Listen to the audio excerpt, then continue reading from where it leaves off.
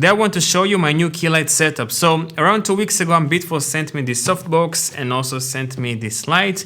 This is the AMBITFUL 60 centimeters wide softbox. Has a grid on it, has diffusers inside, and also it is fairly compact and small, 60 centimeters wide, as you can see. And they also sent me this light. This is the AMBITFUL FL80 light, also very compact and small. And the build quality is great, fully metal construction. Okay, and I've been using this tool for the last 2 weeks and I've been very satisfied with the results. And actually I'm going to switch to using this tool from using my Godox SL60W with the 140 centimeters softbox. There's nothing wrong with the Godox SL60W or the big softbox. I just found that using this smaller softbox is much better for my needs. And also this light is just much better than the Godox SL60. I'm going to explain to you exactly why later on in the video. But now let me explain to you why I'm going to use a smaller softbox for my videos. It all has to do with light spill and the space of my studio. My studio is pretty small, it's not really big, and I found that using this 140 centimeter softbox is just too big for my needs, and it creates too much light spill in the background, even when I'm using the grid on the light. So let me show you exactly what I mean. I have now a pocket RGB light here in the background. I'm going to turn it off. And as you can see, I have now this big light spill behind me in the background. And the light direction is actually now towards the camera, so I won't have as much spill.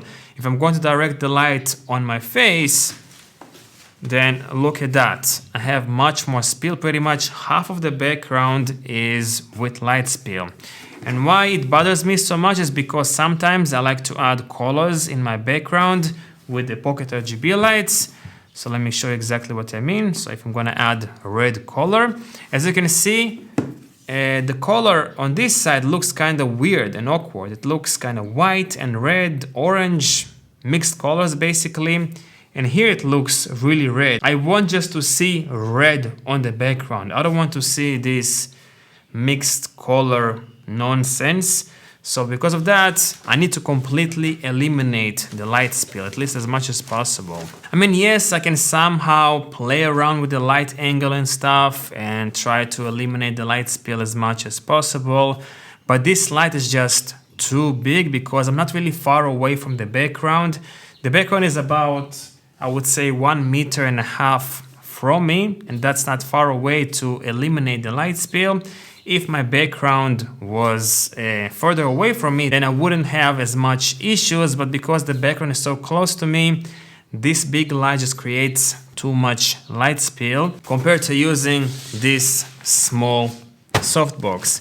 And also, when I'm just walking around the room, I'm moving the lights around. It's much easier to move this softbox than the big one. It takes much less space than the big softbox, so it's much easier to operate, much faster to work with, and it just makes much more sense to use this softbox for my kind of videos than using the 140 centimeters softbox.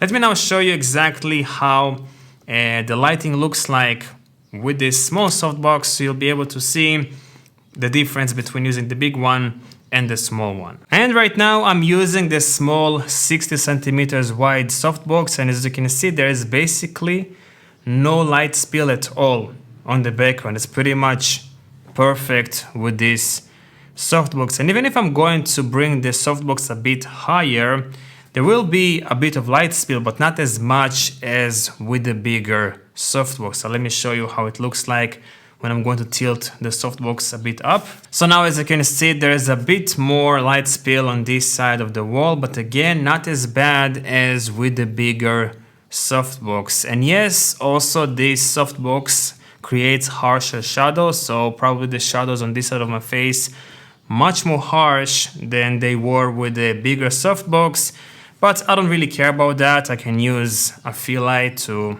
fill in the shadows. That's totally fine by me. And this light is so compact and small, it's not in the way. I can work very easily, and I think this shot looks much better with this softbox, with the smaller one, than with the bigger one. Let me know down below what you think. Which one looks better, the bigger softbox or the smaller one. And the reason why I'm switching to the FL80 is simply because it's a better light than the Godox SL60. It's much more small and compact, lighter, the build quality is better, the fan is less loud on this light than on the SL60. It's brighter, has higher output. This one has 80 watts of output. The SL60 has 60 watts of output. Also, this one is a bit more color accurate than the SL60, in my opinion. I did a couple of tests, and this one looks like it's a bit more color accurate than the SL60. And it can go down to 1% of brightness, which is important to me. Sometimes I want just a little bit of light, like 1%, 2% of brightness, and that's it. But with the Godox SL60, you can only go down to like 10%, which is a bummer in my opinion. So this light is simply better than the SL60, but it's also more expensive. This light will cost you $150, and the SL60 costs about $100, $120, depends where you buy it from. So this is basically my new key light setup, the AMBITFUL FL80 and the 60 centimeters wide softbox. I might switch in the future to 70 centimeter softbox, just a tad bigger to have a bigger light source, but I'm definitely not going to use anymore the 140 centimeter softbox because it's just too much for my kinds of videos and stuff that I'm doing with my studio and camera. Thanks for watching, and I guess I will see you in my next video. Peace out.